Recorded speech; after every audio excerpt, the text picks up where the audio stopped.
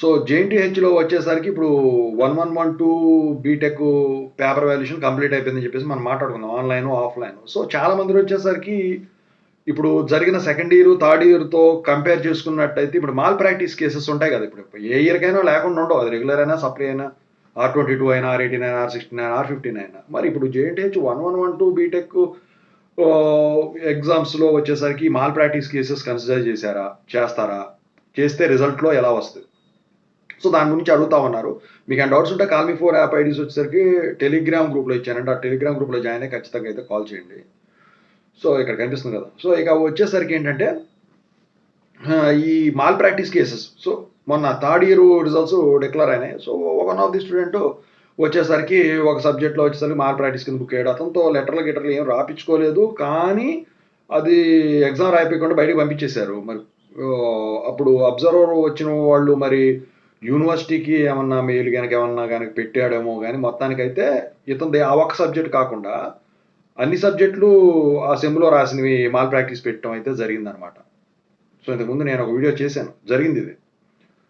అయితే ఇప్పుడు మరి ఫస్ట్ ఇయర్ వాటిల్లో కూడా మరి మాల్ ప్రాక్టీస్ చేస్తే పెడతాడా అంటే మాత్రం, సో ఇక్కడ మీరు గమనించాల్సింది ఒకటి, అక్కడ స్టూడెంట్ వచ్చేసరికి ఇప్పుడు ఏ అగ్రెసివ్ లాంగ్వేజ్ ఉపయోగించలేదు, యాజ్ పర్ ద రూల్ ఉపయోగించకూడదు, అది ఏ ఆర్గ్యూ చేయలేదు అబ్జర్వర్తో కానీ ఇన్విజిలేటర్తో కానీ, యాజ్ పర్ రూల్ అది చేయకూడదు. ఇక వచ్చేసరికి యాజ్ పర్ రూల్ మొత్తం అతనితో లెటర్ రాపించుకొని సబ్మిట్ చేయించాల్సి ఉంటుంది, అది కూడా ఇక్కడ జరగలేదు. సో మొత్తానికైతే మాల్ ప్రాక్టీస్ కేసు కింద అయితే పడిపోయినాయి అనమాట. సో మరి మీ ఫస్ట్ ఇయర్ కాబట్టి ఇప్పుడు ఇవి కూడా మాల్ ప్రాక్టీస్ కేసు పెడతారా అంటే మాత్రం అక్కడ మీకు వచ్చిన అబ్జర్వర్ బట్టి ఉంటుంది. సో ఇప్పుడు అబ్జర్వర్ వచ్చిన వాళ్ళు మంచోడు అనుకోండి, మీరు ఇలా గనక పట్టుకుని ఉన్నట్టయితే వాటిని మామూలుగా యూనివర్సిటీకి పంపించేస్తారు. ఇక కాదు, అతను వెళ్ళిపోయిన తర్వాత ఇది మాల్ ప్రాక్టీస్ కేసు కింద రాసేసి దాన్ని యూనివర్సిటీ బుక్లెట్ కనుక పంపించినట్టయితే, లేకపోతే మీ కాలేజీ వాళ్ళు కనుక ఒప్పుకోకుండా అతన్ని దాన్ని, ఎందుకంటే ఇతని వల్ల ఏమైనా ప్రీవియస్గా ఏమైనా ప్రాబ్లమ్స్ వచ్చినా లేకపోతే కాలేజీ రెప్యుటేషన్ దెబ్బతింటుందన్న ఉద్దేశం ఉన్నా వాళ్ళు ఏం చేస్తారంటే జనరల్గా ఎగ్జామ్ సెల్ వాళ్ళు, కాలేజీ ఎగ్జామ్ సెల్ వాళ్ళు ఎక్కడైతే చదువుతున్నారో వాళ్ళు మాల్ ప్రాక్టీస్ అన్నీ పెట్టేసేయండి అని చెప్పేసి వాళ్ళు చెప్పడం అయితే జరుగుతుంది అనమాట. ఆ సందర్భాల్లో కూడా మీకు మాల్ ప్రాక్టీస్ పెట్టేదనుకుంటుంది. ఏదేమైనప్పటికీ కూడా మీకు వచ్చే అబ్జర్వర్ ఏంటంటే, ఇప్పుడు కాలేజీలో ఉన్న వాళ్ళే ఎగ్జామ్ సెల్ వాళ్ళే పెట్టమన్నారు అనుకోండి, మరి అబ్జర్వర్ పెట్టాల్సిందే కదా కంపల్సరీగా. పెట్టకపోతే అతనికి ప్రాబ్లం అవుతుంది, అతని రెప్యుటేషన్ దెబ్బతింటుంది. సో ఈ కేసుల్లో ఇక వీళ్ళు మొత్తం కూడా మాల్ ప్రాక్టీస్ పెట్టేదానికి ఉంటుంది. మరి ఇవే ఈ సెమ్ వరకే మాల్ ప్రాక్టీస్ పెడతారా, ఇంతకుముందు రాసిన ఎగ్జామ్స్ అన్నీ కూడా పెట్టేస్తారా అంటే, so it depends upon the observer. So చెప్పాను కదా, అబ్జర్వర్ మంచోడైతే ఏది ఉండదు. అబ్జర్వర్ కనుక స్ట్రిక్ట్గా పట్టుకోదలిస్తే, అతని మీద ప్రెషర్ కనుక ఎక్కువ ఉన్నట్టయితే, రూల్స్ కనుక ఎక్కువ ఫాలో అవ్వమని చెప్పినట్టయితే వీళ్ళు, అప్పుడు ఖచ్చితంగా అయితే ఇక్కడ వీళ్ళు ఇవన్నీ కూడా స్ట్రిక్ట్గా పట్టుకుంటారు. సో ఇక కొంతమంది అడుగుతామన్నారు, నేను వచ్చేసరికి స్లిప్పులు పెడుతూ రాశానండి. సో మరి ఆ స్లిప్పు తీసుకున్నారు, మరి నన్నైతే మామూలుగానే పంపించేశారు, మరి వాటిని మాల్ ప్రాక్టీస్ కేసు కింద కన్సిడర్ చేస్తారంటే, జనరల్గా ఏంటంటే అండి, మీతో ఆ బుక్లెట్ అసలు యాజ్ పర్ రూల్ ఏంటంటే ఆ బుక్లెట్లో మీరు రాసిన మొత్తం మీతోనే స్ట్రైక్ ఆఫ్ చేయించి మీతో సంతకం పెట్టించాలి అక్కడ. మళ్ళీ పైగా ఒక లెటర్ రాపిస్తారు, మాల్ ప్రాక్టీస్ చేస్తూ నేను పట్టుబడిపోయాను అని చెప్పేసి మీతో ఒక లెటర్ రాపిస్తారు. మీ దగ్గర ఏదైతే చిట్టీలు ఉంటాయో వాటిని పట్టుకొని ఆ బుక్లెట్కి స్టాంపుల్ చేసి, సో మాల్ ప్రాక్టీస్ పెట్టేసి ఆ లెటర్ను కూడా యూనివర్సిటీ ఎగ్జామ్స్ వెళ్ళి పంపిస్తారనమాట. అయితే మరి అక్కడ కూడా ఇక్కడ కన్సిడరేషన్ ఉంటుంది, ఈ ఒక్కటి చేయాలా ఇంతకుముందు చేయాలని చెప్పేసి. కానీ యూనివర్సిటీ రూల్స్ ప్రకారం ఏంటంటే, ఇప్పుడు మీకు వచ్చిన అబ్జర్వరు వీడు నాతో ఆర్గ్యూ చేశాడు, కావాలంటే చూడండి లెటర్లో కూడా రాపించాను, అదొకటి. వీడు అగ్రెసివ్ లాంగ్వేజ్ యూజ్ చేశారు. అగ్రెసివ్ లాంగ్వేజ్ అంటే బూతులు మాట్లాడటం, ఎరా పోరయ్య అంటము, ఇలాంటివి కనుక చేశారనుకోండి మీరు, ఇవి కూడా అందుట్లో అగ్రెసివ్ లాంగ్వేజెస్ కింద వస్తాయి. సో అందుట్లో పెట్టించి దాన్ని పంపిస్తే అప్పుడు వాళ్ళు ఒక mall practice cases rules and regulations ఉంటాయి. ఇంతకుముందు నేను ఇంతకుముందు వీడియోలో చేశానండి, చూడండి పాత వీడియోస్ ఉంటాయి, ఆ రూల్స్ ఏంటండి 12 16 ఉంటాయి. సో అయితే దాని ప్రకారం ఆ రూల్స్ ప్రకారం యూనివర్సిటీ వాళ్ళు అయితే ఫాలో అవుతారనమాట.